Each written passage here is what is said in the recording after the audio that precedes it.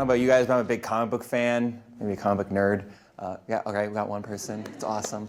I love superheroes. I've always loved them my whole life. And I was raised by a real-life superhero, my mom, who has been working with community development her whole life and always looking to help other people. So I knew when I was going to get older that that's just what I was going to do. I was just going to help people. I don't know how. I don't know what skill set I'm going to use, but I'm just, I'm going to be me. I'm special. And I'm going to go change the world. And I saw Peace Corps as that opportunity to do it. I'd studied international relations in college. I saw the idea of poverty from a textbook perspective, which is great, but I realized I didn't really know much about anything. As I think some college kids here can relate to. You get all this education, it's really expensive, and you're like, no, what am I going to do? And I decided to let the Peace Corps decide that for me. And I had all these great ideas of what Peace Corps service was going to be like. I found out I was going to Madagascar, and I was like, great, okay, so first off, lemur zoo, that's going to happen for sure. All right, check. We are going to, we're going to put a library into the center of town. We're going to get books there so everyone can get equal access to education. And I'll do tutoring there. And we're also going to start a community garden where everyone can have, fresh fruits and vegetables, and that'll go into the community, market center, and they'll be able to sell those goods. Everyone's lives gonna improve. It's gonna be great. And my 2 years of service were a little different. I was continuously bailed out by my community over and over again for things I didn't know how to do. They helped me build my fence. When someone stole my fence, they built it again. They helped me with just going to the market for the first couple of times, about 3 months. They helped me out at the market. I actually, at one point, didn't understand the monsoon seasons very well and tried to ride my bike back home, and it was really nice out one minute, and the next minute it was raining, and my bike's in a ditch, and my neighbor is going to go get me and pull me out and take me home, because I didn't realize you're not supposed to ride your bike during the monsoon season 15 miles on a dirt road. So I even had a hard time planting. I learned this in Peace Corps in the training, planting a little garden in my backyard. I didn't even know how to plant beans properly, and my neighbor looks in and she's like, no. Calls the kid over, her son comes over, puts a little organic compost. Of course, they knew way more about than I did. Put compost in there, and they said, you have to dig it at this height, and here, I'll teach you. I'll do this for a couple rounds, and then you can go ahead and learn from that. They taught me, and I was there to help save them. And I really wasn't doing that. I learned really early on that you have to lead by example. And I was naive, and when I joined Peace Corps, I thought I was going to be teaching them, and they taught me instead. But that was a great lesson for me to learn, because leading by example is actually, I think, we're going to get out of a lot of the messes that we're in international development, and as you guys know from my background, in business as well, international business. Just like we have examples of strong business in the US, of people coming from nothing and succeeding, or people taking an idea and making it work. Think Apple, of course, right? But think Patagonia, someone who just wanted better chains and hooks for their climate experience and made a very sustainable and profitable business. Honest Teas, who built it out of nothing and everyone told them there was no market for their product. They made it work. They went out there and led by example, and that's inspiring. It creates a sense of hope for an entrepreneur. And how many people have entrepreneurship ideas, want to start their own business? It's American spirit, right? You're going to do it. It's going to happen, I promise. This is what we're raised to believe. It's a part of who we are. It's self-evident.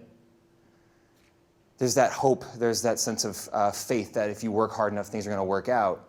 That's something that we all take for granted, because that's not self-evident to most people in the world. It's not self-evident to people in Madagascar, a former colony where you are constantly told to lay low, to shoot low, not for the stars, stay under the radar. And you'll be fine. No one's going to ask for a bribe or anything. If you just stay under the radar, you're good. A great example of this is a friend of mine from Peace Corps named Vunzi, and he had a secret pig farm. It's like a secret garden, not so pleasant smelling, but they're pigs. It's not their fault. And it took him weeks to tell me, months even, I think, for him to tell me what was actually happening, why he was disappearing and reappearing so often, because he didn't want people to know he had a pig farm. He had some contacts at different stores, different shops. He would sell Me Too here and there. He had some piglets that he was raising. And I was running, at the time, we were doing this business development training course. So I was like, you got to be a part of this. This is great. We're going to get you in there, and you're going to build your business, of course, because that's what you want to do. You want to just build as big as you can, and everything's going to be great. And he's like, no, don't tell anybody. I don't want them to take this away from me. My heart just sank. I mean, it just dawned on me, like, this is life. This is why we don't have a growing economy in this local system where I was at in Madagascar, because people don't have hope that this is possible, that you can build a future, a better life. You don't have faith in the system that's going to support you, that if you work hard enough, your dreams can come true. That's something that we took for granted, and that I took for granted and put that onto the people I was working with, onto Vunzi, and that he didn't have himself. So realizing this, it just made a huge impact on my life. And years later, I get back to the US and I find out some guys are starting a chocolate company, and they're going to change the world with it. And I'm like, I'm in. Whatever it is, I'm in. I'm there. I got it. I'll volunteer. Sure, I'll do whatever. Let's make this happen. And I realized that working with them was going to make an example that maybe someone else could learn from, maybe someone else could grow. And let me tell you a little bit about the company we're trying to build here. So you guys know it's chocolate. This chocolate is made entirely from start to finish in Madagascar, right? And the emphasis on our business is to make everything local, everything focused on that community. So we directly source our cocoa from farmers. We work with them directly. They know us. We know them. We know their kids. We know what's happening in their lives. And we have a certain criteria for them to make some of the best cocoa in the world. And it's ambitious, but we're going to help them get to that point. And if they do make that better cocoa, we're going to pay them more. It's a quality premium. They get paid on top of the base cost of cocoa. So that way it's a win-win. We have one of the best products in the world. They have, they get reimbursed for some of this cocoa in the world. And that's going to keep a lot of money back into the system in Madagascar. And it's not just the cocoa farmers. It's the chocolatier as well, who's local. It's the wrappers. It's the raffia tie. We have like a cool little raffia tie on top. The display box is even done locally in Madagascar. All this is added value that's put to a product that's usually done back in the day. It was always, take your cocoa, ship it to the north, right? Ship it to the US, ship it to the EU. They're going to make it into a finished product because they know how to do that. And then they're going to keep the profits of that.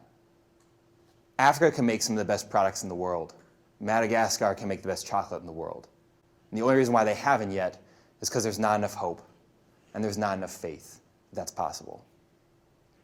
So what we're doing is we are sitting down and we are trying our best to be that example on the ground. And the idea is that if we set that example, someone else like Vunzi could see us grow this business, see that you can make a business grow from start to finish locally. You can succeed even though there's tons of challenges that we face every day, and that of course they face every day.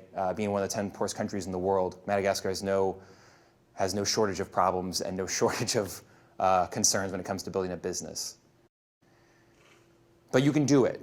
And you can try really hard and you can make it happen. They see us do that, they might start doing that. If the Vunzis of Madagascar start doing that, maybe other people will see from them and go, hey, I can do that too. If Vunzi can do it, I can do it. Maybe I'll try. You create this system of hope and of faith that is, I'm an operations guy, I can't believe I've been saying this, but that sounds very touchy-feely, but that's how economies are built. And we're finding that that's how people start to build their businesses. That's how people make more money. That's how they send their kids to school. That's how they get their kids the proper medicines they need so they don't die of curable diseases. All these things are interrelated to that one, to these two concepts of hope and faith. Now, I can't say that as a chocolate company that we are going to completely change the world. It'd be nice. We're going to try. We're probably just going to change a little small part of it. We're probably just going to change the lives of our farmers. But that's enough. And with service, with what you guys can bring to the table if you're planning to join or anyone you know who's thinking about joining, you can play that small part in making the world a better place and in making it more approachable. That I'm going to end on a little note from one of the farmers I used to work with. Actually, the same farmer who helped me build the garden in my backyard. She gave me the I don't know what you call those even. It's in Malagasy. The little rake thing. See, I don't even know how the rake is called. And you poke the hole down there and you get us the dirt and put the beans in, make sure there's enough compost. She's watching me do it. She's like, okay, it's all right. And I'm trying to say in my broken Malagasy at the time, we could totally start this community garden project and we could really make this work. And it'd be more vegetables and fruits in the marketplace. It's going to be great. And she looks down, looks at me with this really quizzical eyes, and she says, how about you go ahead and plant that bean first? Okay, yeah. And that's what I did. And that's what we're doing with Madécasse. Thank you for listening.